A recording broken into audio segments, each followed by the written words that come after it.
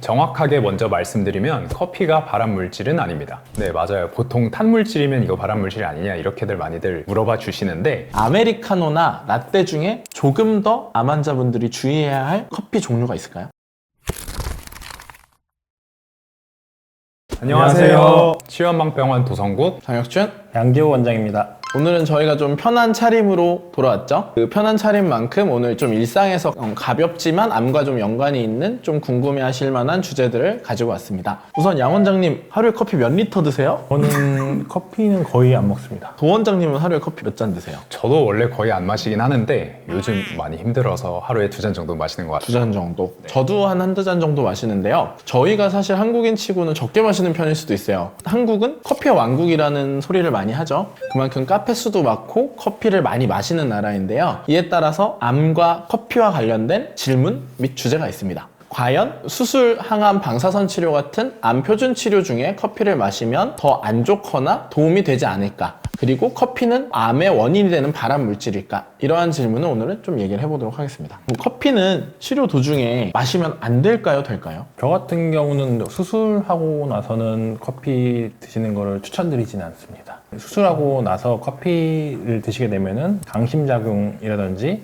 아니면 혈액순환이라든지 거기에 관련돼서 수술하시고 나서 상처 부위에 대한 출혈이 좀 오래 갈 수 있기 때문에 추천을 드리지 않고 있습니다. 한두 잔도 복용하면 안 된다는 말씀이신가요? 오전에 한 잔 정도는 괜찮다고 말씀을 드리는 편인데요. 수면하고 관련이 있어서 그런데요. 우리가 잘 때 성장 호르몬이 많이 나오게 돼서 이 성장 호르몬이 인체 회복과 관련이 있습니다. 그런데 이제 오후에 마시게 되면은 환자분이 상대적으로 불면을 호소하시는 경우가 많이 있으셔서 저는 오전에 한 잔 정도는 추천을 드리고 있습니다.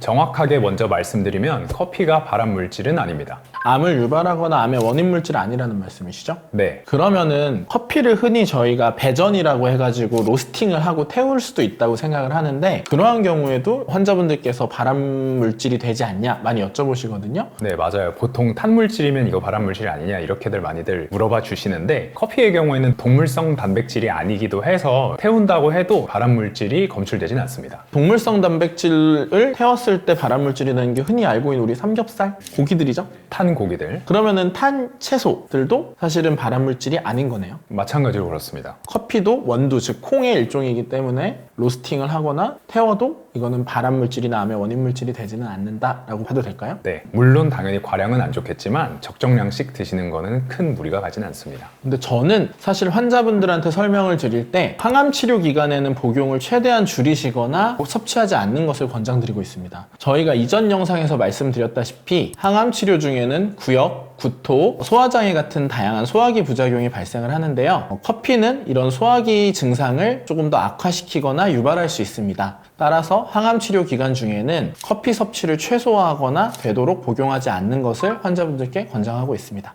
정리하자면 커피 자체가 발암물질은 아니되 항암 부작용들 때문에 부작용 방지차 아니면 부작용이 심해지는 걸 막기 위해서 복용을 최대한 자제하라고 말씀드리는 거죠? 맞습니다. 정확하시고요. 또 추가적으로 저희가 호르몬 치료에 대해서도 말씀을 드렸었죠. 항호르몬 치료를 하는 경우에 갑상선 기능이 조금 항진되는 경우 불면이 약간 기저에 있는 경우가 있는데 이러한 경우에 커피를 너무 과량을 드시면 불면을 악화시킬 수도 있고 항호르몬 치료 중에 여성 호르몬 억제 치료가 있는데 여성 호르몬을 억제하면 갱년기 유사 증상처럼 두근거리거나 얼굴에 열이 너무 올라오는 상열감, 불면 등의 다양한 부작용을 겪을 수 있는데요. 이러한 부작용을 커피가 조금 악화시킬 수도 있어서 두 가지 호르몬 치료를 받고 계신 경우에도 조금 섭취를 줄이는 걸 권장하고 있습니다. 덧붙여서 설명드리면 소화기 암도 항암할 때랑 마찬가지로 소화기 증상들, 부작용들이 나타날 수 있기 때문에 구역이라든지 오심이라든지 소화불량이 커피에 의해서 유발될 수 있기 때문에 소화기암 환자분들도 섭취를 최소화해서 드시는 게 좋을 것 같습니다.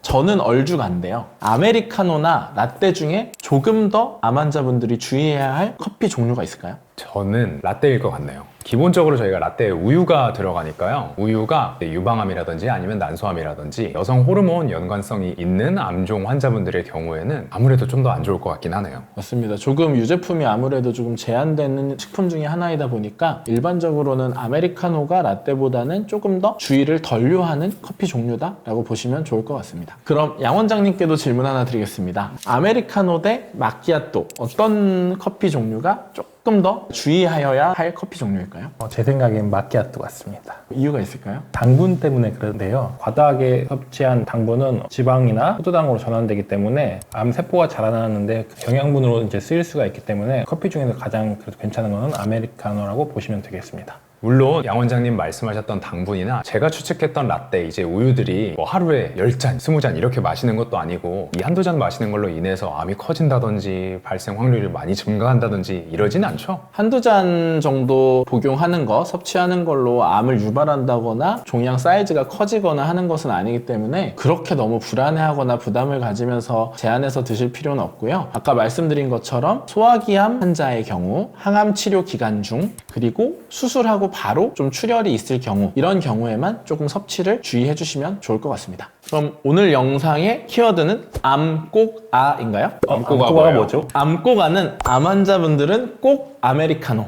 이 암꼬아 꼭 유의하셔서 좋은 커피 생활 유지하셨으면 좋겠습니다. 커피에 대한 오해 오늘 조금 풀리셨나요? 오늘 영상이 커피를 좋아하시는 암 환자분들에게 도움이 되는 정보가 되었으면 좋겠습니다. 다음에는 더 건강하고 도움이 되는 영상으로 찾아오도록 하겠습니다. 지금까지 도성구 장혁준, 양재호 원장이었습니다. 오늘 영상이 도움이 되셨다면 저희 채널 구독, 좋아요, 알림 설정 부탁드립니다. 구독은 보약입니다.